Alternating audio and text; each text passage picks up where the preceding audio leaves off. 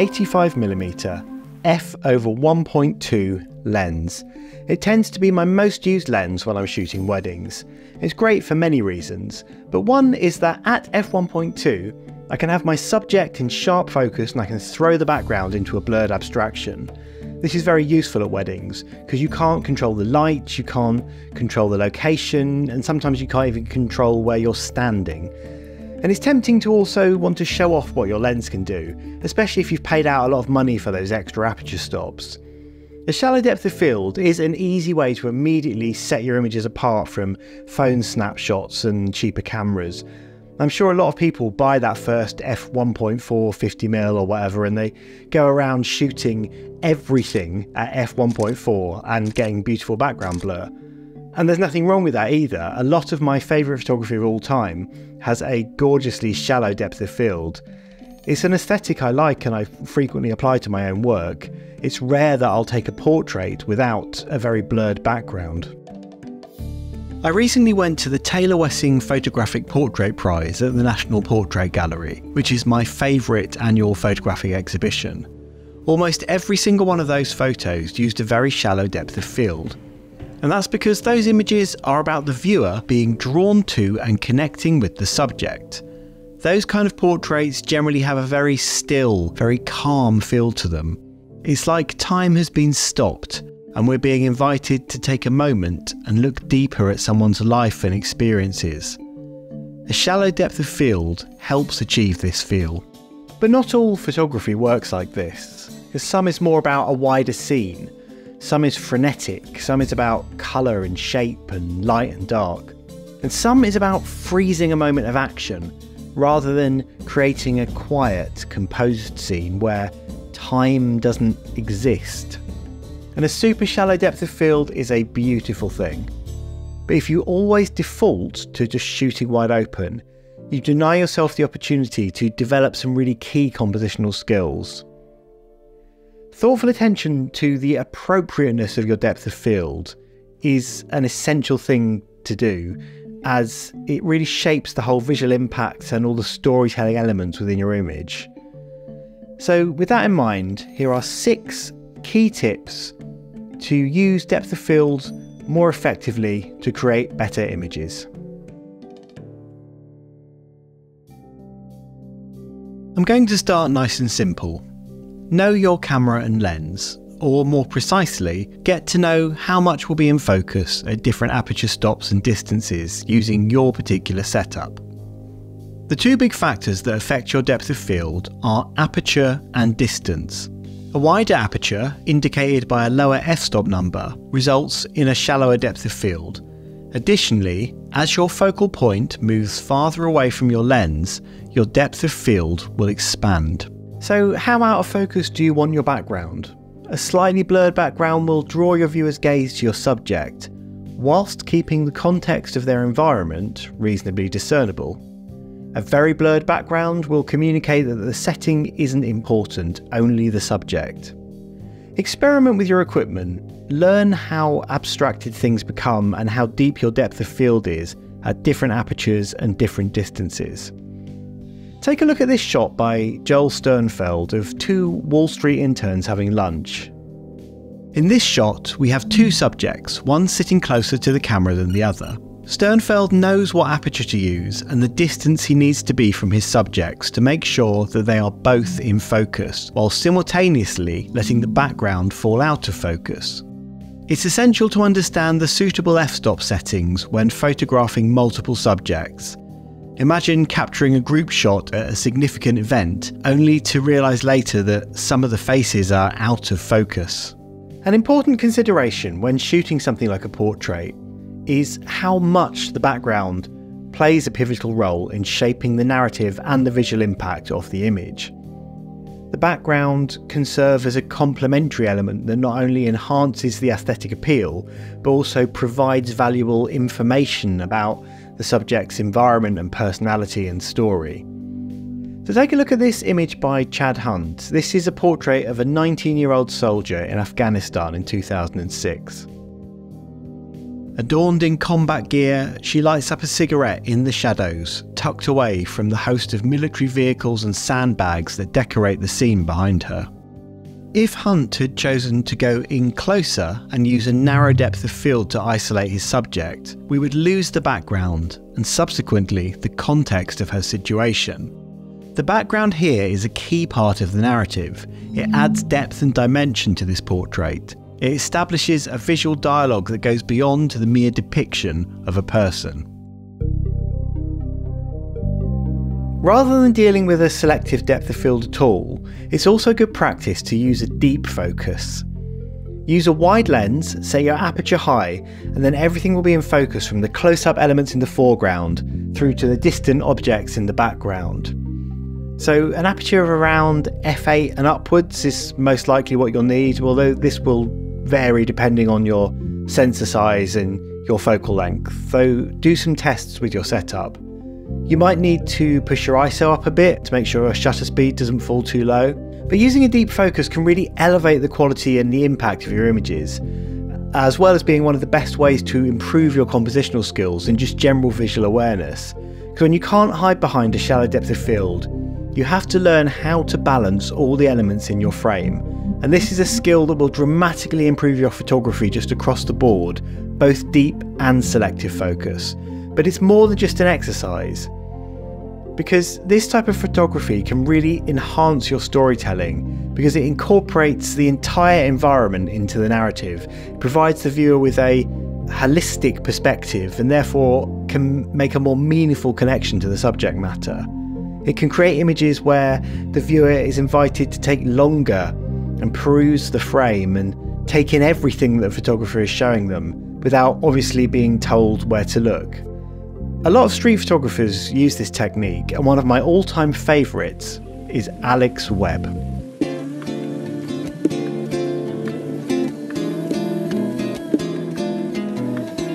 Alex Webb is an absolute master of composition.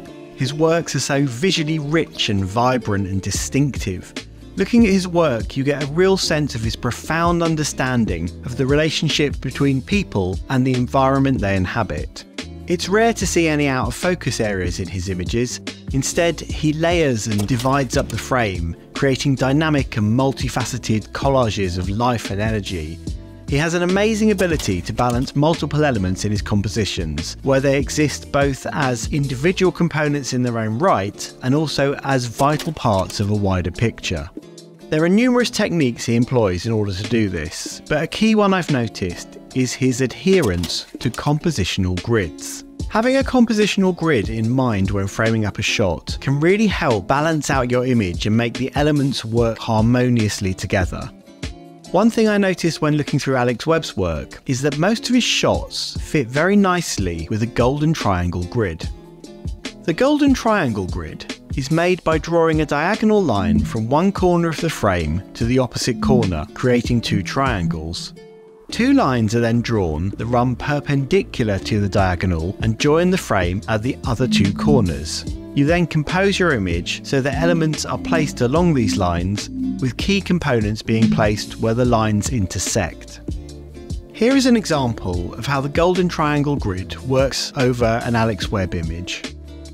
As we overlay this grid, we can see that this woman in red is placed where the lines intersect, and these boys then follow the diagonal, with the green ball falling on the second perpendicular.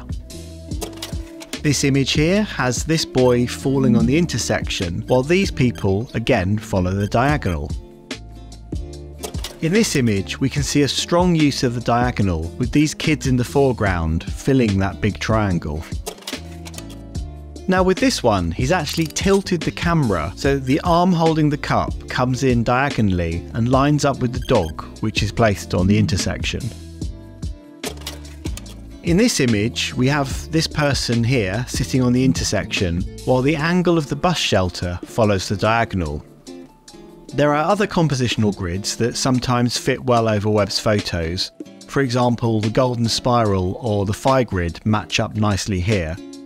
But it's this golden triangle grid with this strong use of the diagonal that seems to be a common theme throughout his work. I don't know if the continued use of this grid is a conscious choice or not. He's been quoted as saying that he can smell the opportunity of a photograph, which implies that this is an artist who's learned to work intuitively, letting his subconscious mind drive. This is a great way to work, as being too analytical demands remembering too many rules at once: colour harmonies, contrast, compositional rules, camera settings. Being too scientific with it can limit your connection with the scene and your willingness to experiment and to push the boundaries a bit. So my advice would be to familiarise yourself with compositional grids, the phi grid, the golden spiral, dynamic symmetry. Find one or two that you feel work for you and keep these grids in mind when composing images. And with enough practice, it will just become second nature. It will eliminate the need for conscious evaluation. You'll develop an instinctual sense of where to place elements in your composition.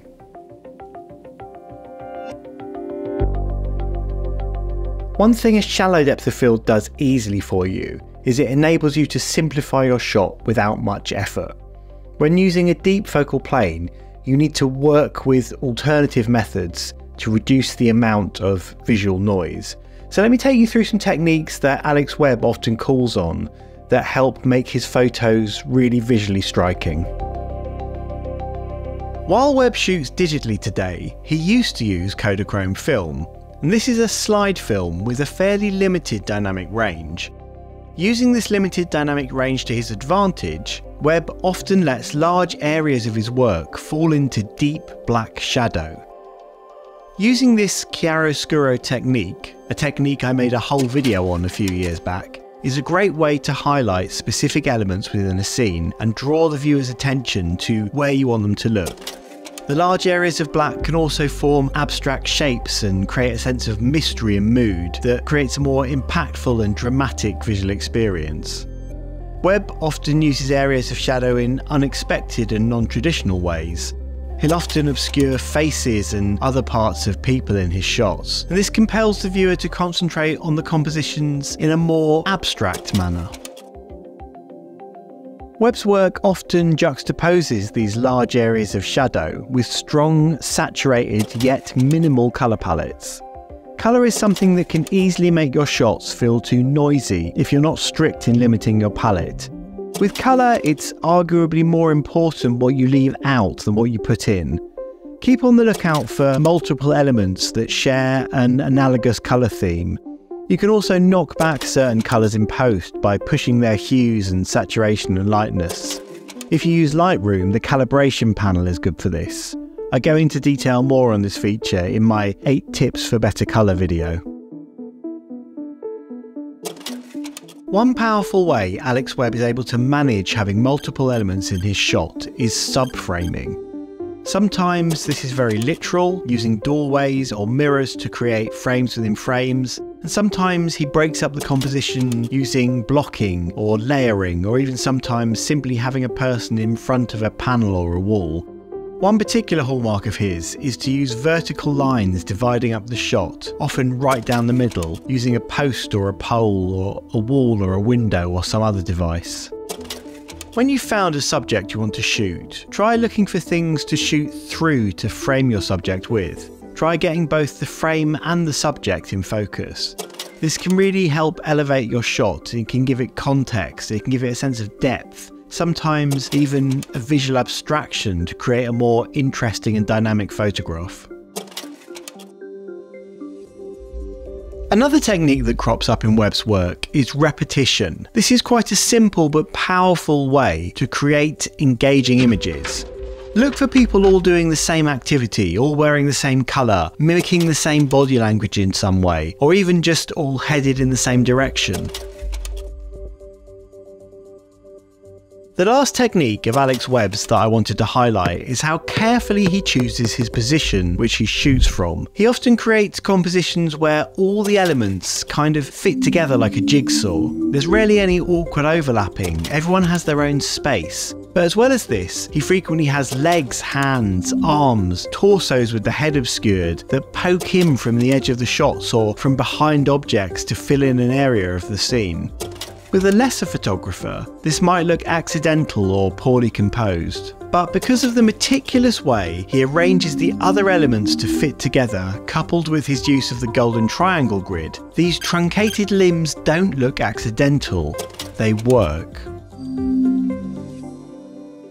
There's a lot more to Alex Webb than just these things. We're only just scratching the surface here. When thinking about your depth of field, it can be beneficial to use manual focus instead of autofocus.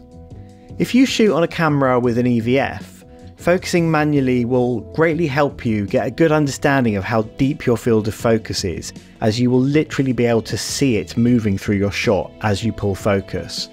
But even if you're shooting on something that doesn't preview your depth of field, focusing manually can help you be more intentional with how you're using your focal plane. It can heighten your awareness of how the scene you're seeing will translate into a still image form.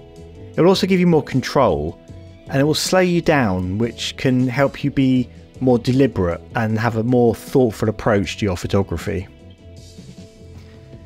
Carefully considering how clear the background is pretty paramount in your photography, because it really does play a pivotal role in shaping the overall composition and just the general visual impact of your shot. It can change the whole feel, meaning, the mood. Practicing photography where the background is in sharp focus can be a really powerful tool in helping you to develop your own ability to understand how colours and light and textures interplay, how shapes work together.